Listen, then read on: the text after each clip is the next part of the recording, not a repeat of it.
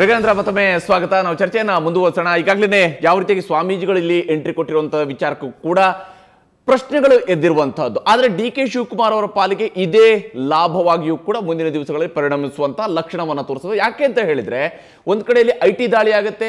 ಬಹುಶಃ IT ದಾಳಿಯಿಂದಾಗಿ ಅದು ಅವರ ಪಾಲಿಗೆ ಶಾಪವಾಗಿ ಪರಿಣಾಮ ಆಗಬಹುದು, ಅಂದ್ರೆ ಅವ್ರನ್ನ ಎಲ್ಲರೂ ಕೂಡ ದೂರ ಮಾಡಬಹುದು ಅನ್ನುವಂಥ ರೀತಿಯಾಗಿ ಇತ್ತು. ಆದರೆ ಅದು ಆಗ್ತಾ ಇಲ್ಲ. ಅದರ ಬದಲಿಗೆ ಅವರ ಹತ್ತಿರ ಆಗುವಂತಹ ಪ್ರಬಲ ಮಠಾಧೀಶರು ಕೂಡ ಅವರ ಮನೆಗೆ ಬಂದಿರುವಂತಹದ್ದು, ರಾಜಕೀಯವಾಗಿ ಕೂಡ ಪ್ರಾಬಲ್ಯವನ್ನು ಪಡ್ಕೊಳ್ಳುವಂಥ ಅವಕಾಶಗಳು ಅವರಿಗೆ ಒಲಿದು ಬರ್ತಾ ಇದೆಯಾ ಅನ್ನುವಂಥ ವಿಚಾರವೂ ಕೂಡ ಇರತಕ್ಕಂಥದ್ದು. ತೇಜಸ್ವಿನಿಯವರು, ತಾವು ಯಾವ ರೀತಿ ನೋಡ್ತೀರಿ? ಈಗಾಗಲೇ ಬಹುಶಃ BJP ವಿಚಾರದಲ್ಲೂ ಕೂಡ BJP DK ಶಿವಕುಮಾರ್ ಅವರ ಮನೆ ಮೇಲೆ ಆಗಿರ್ತಕ್ಕಂಥ IT ದಾಳಿಯ ನಂತರ ತೆಗೆದುಕೊಂಡಿರ್ತಕ್ಕಂಥ ಸಾಫ್ಟ್ ಆಗಿದ್ದಂತಹ ನಿಲುವು, ಈ ರೀತಿಯಾದಂಥ ಒಂದು ಆತಂಕವೂ ಕೂಡ ಎಲ್ಲೋ ಒಂದು ಕಡೆಯಲ್ಲಿ BJPಗೆ ಇತ್ತ ಅಂತ.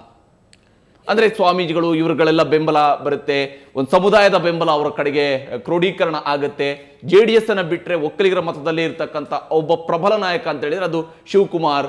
ಈ ರೀತಿಯಾದದ್ದು ಕೂಡ ನಿಮ್ಮ ಆತಂಕಕ್ಕೆ ಕಾರಣ ಆಗಿತ್ತ ಅಂತ BJP ನಾಯಕರುಗಳಿಗೆ? BJPಗೆ ನಮ್ಮಲ್ಲಿ ನಮ್ಮ ಸದಾನಂದ ಗೌಡರಿದ್ದಾರೆ, ಶೋಭಾ ಇದ್ದಾರೆ, ಅಶೋಕ್ ಇದ್ದಾರೆ, CT ರವಿ ಇದ್ದಾರೆ, ನಮ್ಮಲ್ಲಿ ಅನೇಕ ನಾಯಕರುಗಳು ನಮ್ಮ ಪಾರ್ಟಿಲಿ ಇದ್ದಾರೆ. ನಾವು ವರಿ ಮಾಡೋದು ನಮ್ಮ ಪಾರ್ಟಿಗೆ ಏನು ಲಾಭ ಆಗುತ್ತೆ ಅನ್ನೋ ಆ ಥರ ಇದ್ರೆ ಇರ್ಲಿ. ನಾವಿನ್ನು ಕೆಳ ಹಂತದಲ್ಲಿ ಇರ್ಲಿ. ನಾನು ಹೇಳೋದು, ಶಿವಕುಮಾರ್ ಅವರಿಗೆ ಅನೇಕ ಹಂತಗಳು ಬಂದೋಯ್ತು. ಅಪೋಸಿಷನ್ ಲೀಡರ್ ಆಗಬೇಕು ಅಂತ ಪ್ಲೇ ಕಾರ್ಡ್ ಹಿಡ್ಕೊಂಡು, ನಿಮಗೆಲ್ಲ ಗೊತ್ತಿದೆ, ತುಂಬ ಕಷ್ಟಪಟ್ಟರು ಅವ್ರು ಆಗಬೇಕು ಅಂತ. ಅವತ್ತು ಹೈಕಮಾಂಡ್ ಸ್ಟ್ರಾಂಗ್ ಆಗಿತ್ತು, UPA ಸರ್ಕಾರ ಇತ್ತು, ಸೋನಿಯಾಜಿ ಭಾಳ ಪ್ರಬಲರಾಗಿದ್ರು, ರಾಹುಲ್ ಗಾಂಧಿ ಅವರು ಭಾಳ ಪ್ರಬಲರಾಗಿದ್ರು, ಅನೇಕ ನಾಯಕರಿದ್ರು. ಯಾವತ್ತೂ ಅವ್ರಿಗೆ ಅಂತ ಆಶೀರ್ವಾದ ಬರಿಲ್ಲ. ಅನೇಕ ಸಾರಿ ಸರ್ಕಾರಗಳ ರಚನೆ ಆದಾಗ ಮೊದಲಿಗೆ ಅವ್ರ ಕ್ಯಾಬಿನೆಟ್ನಲ್ಲಿ ಸ್ಥಾನಗಳೇ ಸಿಗಲಿಲ್ಲ. ಅದಾದ ಮೇಲೆ ಮೊನ್ನೆ KPCC ಅವಕಾಶ ಬಂತು. KPCC ಅವಕಾಶದಲ್ಲಿ ಎಲ್ಲ ಸ್ವಾಮೀಜಿಗಳ ಆಶೀರ್ವಾದ ಅವ್ರಿಗಿದ್ದಿದ್ರೆ, ಎಲ್ಲ ಮಠಗಳ ಆಶೀರ್ವಾದ ಅವ್ರಿಗಿದ್ದಿದ್ರೆ, ಅವ್ರು ಅಂಥ ಮೆರಿಟೋರಿಯಸ್ ಲೀಡರ್ ಆಗಿದ್ದಿದ್ರೆ ಯಾರೂ ತಪ್ಸಕ್ಕೆ ಸಾಧ್ಯ ಆಗ್ತಿರ್ಲಿಲ್ಲ. ಇದು ನನ್ನ ರೀಡಿಂಗ್. ಒಬ್ಬ ಪತ್ರಕರ್ತೆಯಾಗಿ ನೀವು ರೀಡಿಂಗ್ ಅನ್ಕೋತಿರೋ, ಪೊಲಿಟಿಕಲ್ ಅನಲಿಸ್ಟ್ ಆಗಿ ಅನ್ಕೋತಿರೋ, ಅದು ನಿಮಗೆ ಬಿಡ್ತೀನಿ. ಸೊ ಇವತ್ತು ಸೋನಿಯಾ ಗಾಂಧಿಯವರು ಭಾಳ ದುರ್ಬಲರಾಗಿದ್ದಾರೆ, ಹೈಕಮಾಂಡ್ ದಿಕ್ಕಾಪಾಲಾಗಿದೆ. ಆಮೇಲೆ ಅಹಮದ್ ಪಟೇಲ್ ಒಬ್ಬರೇ ಒಂದು, ಇಡೀ ಕಾಂಗ್ರೆಸ್ ಒಂದು. ನಾನು ಕಂಡ AICCನಲ್ಲಿ ಅಹಮದ್ ಪಟೇಲ್ ಒಬ್ಬರು ಒಂದು ಕಡೆ, ಬೇರೆಯವರು. ಇವತ್ತು ಅಹಮದ್ ಪಟೇಲ್ ಅವರಿಗೆ ಶಿವಕುಮಾರ್ ಅವರು ಬೇಕಾಗಿರ್ಬೋದು. ಮತ್ತು ಅಹಮದ್ ಪಟೇಲ್ ಅವರ ಕಾರ್ಯವೈಖರಿ, ರಾಜಕೀಯ ವೈಖರಿ ಬಗ್ಗೆ ನಮಗೆಲ್ಲ ಗೊತ್ತಿರೋದು, ಅದರ ಬಗ್ಗೆ ಮಾತನಾಡೋದಿಲ್ಲ. ಅವರೊಬ್ಬರು ಸಪೋರ್ಟ್ ಮಾಡಿದ ಮಾತ್ರಕ್ಕೆ ಶಿವಕುಮಾರ್ ಅವರಿಗೆ ಇಡೀ ರಾಜ್ಯದಲ್ಲಿ ಬೆಂಬಲ ಸಿಗುತ್ತೆ ಅಂತಾಗಲಿ. ಇನ್ನು ಸ್ಟೇಕ್ ಹೋಲ್ಡರ್ಸ್ ಏನಿದ್ದಾರೆ, ಇವತ್ತು ಮಲ್ಲಿಕಾರ್ಜುನ ಖರ್ಗೆ ಅವರು ಇರ್ಬೋದು, ಪರಮೇಶ್ವರ್ ಇರ್ಬೋದು, ಮತ್ತು ಸಿದ್ದರಾಮಯ್ಯನವರು ಇರ್ಬೋದು.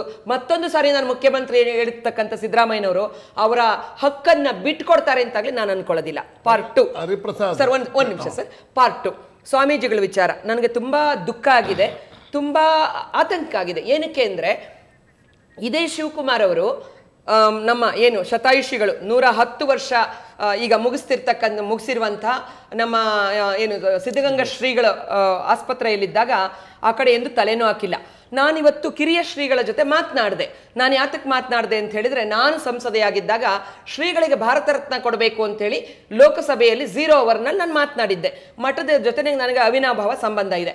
ಹಾಗಾಗಿ 86 ವರ್ಷಗಳ ಕಾಲ ಸಾರ್ವಜನಿಕ ಸೇವೆ ಮಾಡಿ ಇವತ್ತಿಗೂ ಕೂಡ ಸರಳವಾಗಿ ಬದುಕುವಂಥ ಸಿದ್ಧಗಂಗಾ ಶ್ರೀಗಳ ಒಂದು ಮಠದಿಂದ ಆ ಸ್ವಾಮೀಜಿಯವರು ಶಿವಕುಮಾರ್ ಬಂಗ್ಲೆಗೆ ಬಂದು ಹೋಗಿದ್ದು ಹೇಗೆ ಅನ್ನೋ ನನಗೆ ಒಂದು ವಿಸ್ಮಯ ನನ್ನನ್ನು ಕಾಡ್ತು. ನಾನು ಕೇಳಿದಾಗ ಅವರು ಮುಗ್ಧರಿದ್ದಾರೆ. ಸ್ವಾಮೀಜಿ ನನ್ನ ಹತ್ರ ನೇರವಾಗಿ ಮಾತನಾಡಿದ್ದಾರೆ.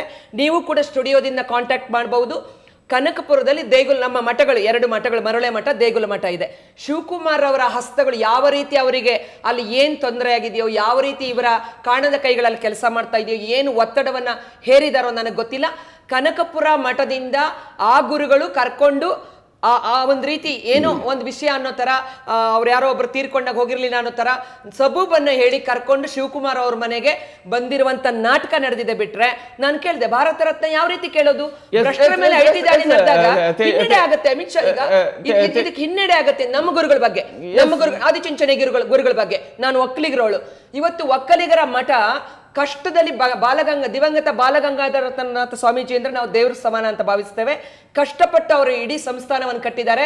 ಇವತ್ತು ಒಕ್ಕಲಿಗರ ಏನು ಒಂದು ಒಕ್ಕೂಟ ಏನಿದೆ, ಬ್ರಹ್ಮಾಂಡ ಭ್ರಷ್ಟಾಚಾರದಲ್ಲಿ ಮುಳುಗಿ ಆ ವೈದ್ಯಕೀಯ ಕಾಲೇಜು ಪ್ರತಿಯೊಂದು ಇಡೀ ಸಮಾಜಕ್ಕೆ ಕೆಟ್ಟ ಹೆಸರು ತರುವಂತ ಒಂದು ಸಂದರ್ಭದಲ್ಲಿ DK ಶಿವಕುಮಾರ್ ಅಂತ ಅವರು IT ದಾಳಿ ನಡೆದಂತ ಸಂದರ್ಭದಲ್ಲಿ ಇವರ ಏನು ಆರ್ಥಿಕ ಅಪರಾಧಗಳು ಆರೋಪ ಏನಿದೆ ಅಂತ ಸಂದರ್ಭದಲ್ಲಿ ಹೋಗಿರ್ತಕ್ಕಂಥದ್ದು ಇಡೀ ಒಕ್ಕಲಿಗರು ಅಂತವ್ರ ಜೊತೆ ನಾವು ಸೇರೋದಿಲ್ಲ.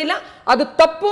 ಅಂತ ತಪ್ಪುಗಳನ್ನ ಮಾಡಬಾರದು. ಸಮಾಜಕ್ಕೆ ಏನ್ ಸಂದೇಶ ಕೊಡ್ತಾರೆ, ಏನ್ ಸಂದೇಶವನ್ನ ಕೊಡ್ತಾರೆ? ತೇಜಸ್ವಿನಿ ಅವರು ಅದ್ರ ಬಗ್ಗೆ ಮಾತನಾಡೋದಕ್ಕೆ ನಮ್ಮ ಜೊತೆಗೆ ಒಕ್ಕಲಿಗರ ಸಂಘದ ಪ್ರಧಾನ ಕಾರ್ಯದರ್ಶಿಗಳಾಗಿರುವ ನಾಗರಾಜ್ ಅವರು, ಪ್ರೊಫೆಸರ್ ನಾಗರಾಜ್ ಅವರಿಗೆ ನಮ್ಮ ಜೊತೆಗೆ ಸಂಪರ್ಕದಲ್ಲಿದ್ದಾರೆ. ನಾಗರಾಜ್ ಅವರೇ, ತಾವೇನ್ ಹೇಳ್ತೀರಿ? ಯಾವ ಕಾರಣಕ್ಕೆ ಒಕ್ಕಲಿಗರ ಸಂಘ ಈಗ IT ರೇಡ್ ಆದ ಸಂದರ್ಭದಲ್ಲಿ ಒಕ್ಕಲಿಗರ ಸಂಘ ಇದನ್ನ ಖಂಡಿಸುವಂತದ್ದು, ಇದು ಈ ರೀತಿಯಾಗಿ ದಾಳಿ ಮಾಡಿರುವಂಥದ್ದು, ನಮ್ಮ ಸಮುದಾಯದ ಮುಖಂಡರ ಮೇಲೆ ಆಗಿರುವಂತಹ ದಾಳಿಯನ್ನ ಅಂತ ಬಿಂಬಿಸುವಂಥದ್ದು, ಇವೆಲ್ಲವೂ ಕೂಡ ಎಷ್ಟು ಮಟ್ಟಿಗೆ ಸರಿ ಒಂದು ಸಂಘದ ಕಡೆಯಿಂದ ಅಂತ? ಕಾನೂನು ತನ್ನ ಕೆಲಸನ ಮಾಡಿದೆ. ಹೌದು, IT ರೇಡ್ ಆಗೋದು ಅದು ರೇಡ್ ಮಾಡೋದು ಅವ್ರ ಹಕ್ಕು. ಹೌದು, ಅದ್ರ ಬಗ್ಗೆ ನಮ್ದು ಯಾವುದೇ ರೀತಿಯಲ್ಲೂ ತಕರಾರಿಲ್ಲ. ಓಕೆ.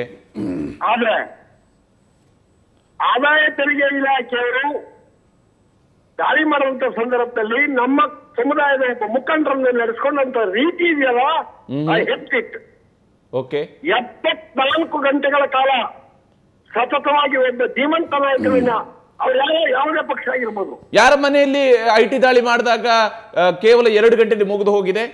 ಹೌದು, ಯಾರ ಮನೆಯಲ್ಲಿ ಮುಗಿದು ಹೋಗಿದೆ ಅಂತ? ಈಗ ನೀವು 72 ಗಂಟೆ ಅವ್ರನ್ನ ಕಳಿಸಿದ್ದಾರೆ ಅಂತ ಹೇಳುತ್ತೆ. ಗಂಟೆಗಳ ಕಾಲ ಅವರಿಗೆ ನಿದ್ರೆ, ಊಟ, ವಿಶ್ರಾಂತಿ ಯಾವುದಕ್ಕೂ ಅವಕಾಶ ಕೊಡದೆ ಅವ್ರನ್ನ ಹೆರಾಸ್ ಮಾಡಿದ ರೀತಿ ಇತ್ತಲ್ಲ, ಅದನ್ನ ನಾನು ವಿರೋಧಿಸ್ತೇನೆ. ಜೊತೆಗೆ ಶಿವಕುಮಾರ್ ಯಾರ ಬೀದಿಯಿಂದ ಬಂದಿಲ್ಲ, ಅವರಿಗೆ ಸಾಕಷ್ಟು ಹಿನ್ನೆಲೆ ಇದೆ. ಅವ್ರಿಗೇನು ಆದಾಯ ಇದೆ, ಅದೇ ತೆರಿಗೆ ಇಲಾಖೆಗೆ ಅವರ ಪ್ರತಿಯೊಂದು ಪೈಸನ್ನು ಲೆಕ್ಕ ಕೊಡ್ತಾರೆ.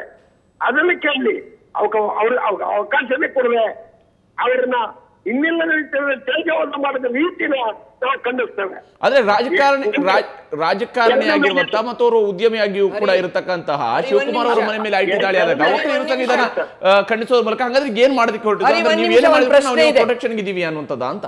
ಎರಡನೇದಾಗಿ ನಾನು ಹೇಳ್ಬಿಡ್ತೀನಿ. ಎರಡನೇದಾಗಿ ಅವರ ಒಡವಟ್ಟಿ ರಕ್ತ ಹಂಚ್ಕೊಂಡಿರುವಂತ ಸಂಸದ DK ಸುರೇಶ್ ಕೂಡ ಒಳಗಡೆ ಬಿಟ್ಟಿಲ್ಲ ಅವ್ರನ್ನ. ಇನ್ನು ಮೀಡಿಯಾದವರು ಒಬ್ಬರನ್ನು ಅಲ್ಲಿ ಬಿಟ್ಟಿಲ್ಲ. ಸ್ವಾಮಿ, ಮೀಡಿಯಾದವರು ನೀವು ನಿಮ್ಮನ್ನ ನೇರ ಪ್ರಶ್ನೆ ಮಾಡ್ತೀನಿ ನಾನು. ಮೀಡಿಯಾದವರು ಒಬ್ಬರನ್ನು ಒಳಗಡೆ ಪ್ರವೇಶ ಕೊಡದೆ ಕಂತೆ ರಾಶಿ ಹಣದ ಕಂತೆಗಳನ್ನ ನೀವು ತೋರಿಸಿರಲ್ಲ, ಎಲ್ಲಿಂದ ತಂದು ತೋರಿಸಿದ್ರಿ ನೀವು? ನಿಮಗೆ ಪ್ರವೇಶ ಇತ್ತ ಅಲ್ಲಿ ಪಿಕ್ಚರೈಸ್ ಮಾಡೋದಕ್ಕೆ? ಇದೆಲ್ಲ ಸಂಪೂರ್ಣವಾಗಿ ಪೂರ್ವ ನಿಯೋಜಿತವಾದಂತ, ಪೂರ್ವ ಗ್ರಹಪೀಡಿತವಾದಂತ ಯೋಜನೆ ಅನ್ನೋದು ನನ್ನ ಭಾವನೆ. ಯಾವೊಬ್ಬ ಮುಖಂಡನ ಬಗ್ಗೆನೂ ಕೂಡ ಈ ರೀತಿ ಮಾಡಬಾರದು. ಅಂದ್ರೆ ಅವರು ಒಕ್ಕಲಿಗ ನಾಯಕ ಅನ್ನೋ ಕಾರಣಕ್ಕಾಗಿ ಟಾರ್ಗೆಟ್ ಮಾಡಿದ್ದಾರೆ ಅನ್ನುವಂಥದ್ದು ಪ್ರೊಫೆಸರ್ ನಾಗರಾಜ್ ಅವರೇ, ನೀವು ಯಾವ ರೀತಿಯಾಗಿ ಈಗ ನಮ್ಮ ಸಮುದಾಯದ ಯಾವನೇ ಪಕ್ಷದ ಮುಖಂಡರ ಮೇಲೆ ಈ ರೀತಿ ಪ್ರತೀಕಾರ ಮೇಲೆ ಭಾವದಿಂದ ಮಾಡಿದ್ರೆ ಅದನ್ನು ನಾವು ಖಂಡಿಸ್ತೇವೆ. ಎಸ್ ಪ್ರೊಫೆಸರ್ ನಾಗರಾಜ್ ಅವರೇ, ಶೇರ್ ಮಾಡ್ಕೊಂಡಿದ್ದೆ. ನನ್ನ ಮೇಲೆ ಅಟ್ಯಾಕ್ ಆದಾಗ ಇವರು ಕೇಳಿ, ಅವ್ರ ಪ್ರಶ್ನೆ ಕೇಳಿ ನೀವು. ನನ್ನ ಮೇಲೆ DK ಶಿವಕುಮಾರ್ ಗುಂಡಾಗ್ಲ ಅಟ್ಯಾಕ್ ಆದಾಗ ನಾನೊಬ್ಬ ಸಂಸದೆ ಆಗಿದ್ನಲ್ಲ, ನನ್ನ ಸಪೋರ್ಟ್ಗೆ ಯಾಕೆ ಈ ಒಕ್ಕಲಿಗ ಸೋಕಾಲ್ಡ್ ಲೀಡರ್ಗಳು ಬರ್ಲಿಲ್ಲ ಅಂತ ಒಂದು ಪ್ರಶ್ನೆಯನ್ನು ಕೇಳಿ.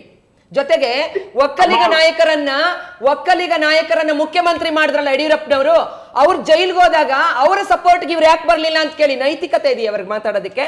ಭ್ರಷ್ಟರನ್ನ ಸಪೋರ್ಟ್ ಮಾಡ್ತಾರಲ್ಲ, ಕೆಂಪೇಗೌಡರು ಕಟ್ಟಿದಂತ ಈ ಒಂದು ನಾಡಿನಲ್ಲಿ ಸಜ್ಜನರು ಯಾರೇ ಆದ್ರೂ ನಾವು ಸಪೋರ್ಟ್ ಮಾಡ್ಬೇಕು ಬಿಟ್ರೆ IT ಒಳಗಡೆ ಏನ್ ಮಾಡ್ತು ಅಂತ ಹೇಳಿ ಅವಕಾಶ ಇದೆಯಾ? ಒಕ್ಕಲಿಗ ಸಂಘ, ಇವತ್ತು ಒಕ್ಕಲಿಗ ಸಂಘ ದೇವೇಗೌಡರಿಗೆ ಹಿಡಿತಕ್ಕೆ ಕೊಡ್ತಾರೆ, ಇಲ್ಲಾಂದ್ರೆ DK ಶಿವಕುಮಾರ್ ಅವರಿಗೆ, ಸಾಮಾನ್ಯ ಒಕ್ಕಲಿಗರಿಗೆ ಏನ್ ಮಾಡ್ತಾ ಇದೆ ಒಕ್ಕಲಿಗ ಸಂಘ? ಮಹದೇವ್ ಪ್ರಕಾಶ್ ಅವರೇ, ಎಸ್ ಪ್ರೊಫೆಸರ್ ನಾಗರಾಜ್ ಅವರೇ, ಇದಕ್ಕೆ ತಾವೇನ್ ಹೇಳ್ತೀರಿ, ರೆಸ್ಪಾಂಡ್ ಮಾಡ್ತೀರಿ ಕ್ವಿಕ್ ಆಗಿ? ಹೇಳಿ ಸರ್, ಹೇಳಿ. ಇಡೀ ಒಕ್ಕಲಿಗ ಸಮುದಾಯದಲ್ಲಿ ಎಲ್ಲ ಮುಖಂಡರಿಗಿಂತ ನೋಡಮ್ಮ ನಿಮ್ ಬಗ್ಗೆ ನನಗೆ ಅಪಾರವಾದಂತ ನನ್ನ ರಕ್ಷಣೆ ಬರ್ಲಿಲ್ಲ ಸರ್. ನೀವು ಅವತ್ತು ಒಕ್ಕಲಿಗ ಸಂಘದ ಒಬ್ಬ ಹಿರಿಯರು ಕೂಡ DK ಅವ್ರು ಮಾಡಿದ ತಪ್ಪು ಅಂತ ಹೇಳ್ಬೋದಾಗಿತ್ತಲ್ವಾ ಅವತ್ತು? ಹೇಳಿದ್ರ ಸರ್? ಅಲ್ಲ, ಅಲ್ಲಿ ಆ ಸಂದರ್ಭದಲ್ಲಿ ಯಾರು ರಿಯಾಕ್ಟ್ ಮಾಡಿಲ್ಲ, ಅದು ತಪ್ಪು. ನಾನು ಒಪ್ಕೊತೀನಿ, ನಾನು ನೇರವಾಗಿ ಒಪ್ಕೊತೀನಿ. ಒಬ್ಬ ಹೆಣ್ಮಗಳು ನಮ್ಮ ಮಗಳಮ್ಮ ನೀನು.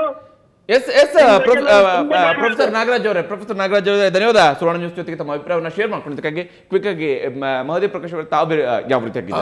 ಹರಿಪ್ರಸಾದ್ ಅವರೇ, ತೇಜಸ್ವಿನಿ ಅವರು ಒಂದು ಮಾತನ್ನು ಹೇಳಿದ್ರು, ಕಾಂಗ್ರೆಸ್ನಲ್ಲಿ ಒಳಬೇಗುದಿ ಪ್ರಾರಂಭ ಆಗಿದೆ ಅಂತ. ನಿಜಕ್ಕೂ ಪ್ರಾರಂಭ ಆಗಿದೆ. ಎವ್ರಿಬಡಿ ಈಸ್ ವೈಟಿಂಗ್ ಏನಾಗುತ್ತೆ ಇನ್ಕಮ್ ಟ್ಯಾಕ್ಸ್ ನಿರ್ಧಾರಗಳು ಅಂತ ಕಾಯ್ತಾ ಇದ್ದಾರೆ. ವಾಸ್ತವವಾಗಿ ಸಿದ್ದರಾಮಯ್ಯನವರಿಗೆ ಒಂದು ದೊಡ್ಡ ಚಾನ್ಸ್ ಇದೆ. ಏನು ಗೊತ್ತಾ, after Devaraja Aras and Ramakrishna Hegde full term complete ಮಾಡಿರುವಂಥ ಚೀಫ್ ಮಿನಿಸ್ಟ್ರು ಸಿದ್ದರಾಮಯ್ಯ. ಮತ್ತು ಸೆಕೆಂಡ್ ಕಾನ್ಸಿಕ್ಯೂಟಿವ್ ಎಲೆಕ್ಷನನ್ನು Devaraja Arasu full term complete ಮಾಡಿದ್ರು, ಸೆಕೆಂಡ್ ಕಾನ್ಸಿಕ್ಯೂಟಿವ್ ಎಲೆಕ್ಷನನ್ನು ಗೆದ್ದರು.